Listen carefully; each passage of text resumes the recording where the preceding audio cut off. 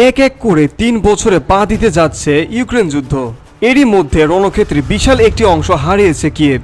লাগাতার যুদ্ধে ক্লান্ত ও পরিশ্রান্ত হয়ে পড়েছে জেলেনস্কির বাহিনী।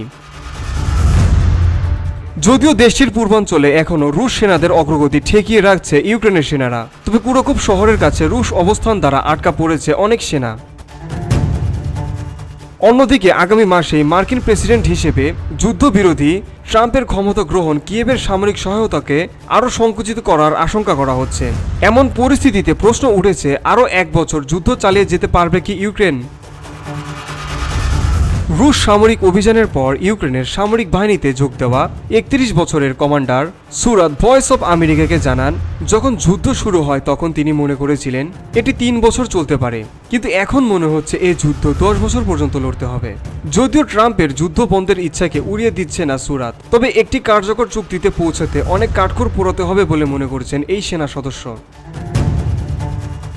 সুরাত জানান তিনি খুবই বাস্তবিকভাবে চিন্তা করতে চান। এখানে ইউক্রেনের জন্য কোনো ন্যায় বিচার অপেক্ষা করছে না, তবে তিনি রাশিয়ার বিরুদ্ধে লড়াই করে যেতে চান বলে জানান।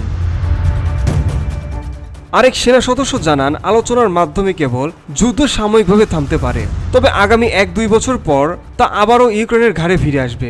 ইউক্রেনবিহীন পৃথিবীতে বেঁচে থাকার পরিবর্তে তিনি জয়ের জন্য মৃত্যুকে বরণ করতেও রাজি আছেন। ইউক্রেনের 3য় বৃহত্তম শহর দানিপ্রোতে ক্রমশ রুশ ক্ষেপণাস্ত্র হামলা অব্যাহত রয়েছে। সেখানকার বাসিন্দারা জানান, ইউক্রেনের উচিত এখনই যুদ্ধ থামিয়ে আলোচনায় বসা। গত 48 ঘন্টায় দানিপ্রোতে রাশিয়ার অত্যাধুনিক ক্যালিবার ক্রুজ ক্ষেপণাস্ত্র হামলা চালানো হয়েছে। এতে হতাহত সহ বিপর্যস্ত হয়ে পড়েছে গোটা দানিপ্রো অঞ্চল।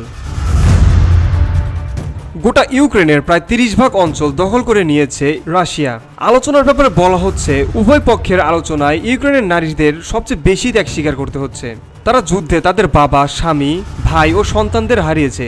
স্বামীহারা হয়েছেন হাজার হাজার নারী। তারা মনে করছেন শান্তির জন্য ইউক্রেনকে ত্যাগ করতে হতে পারে। VOD Bangla news desk.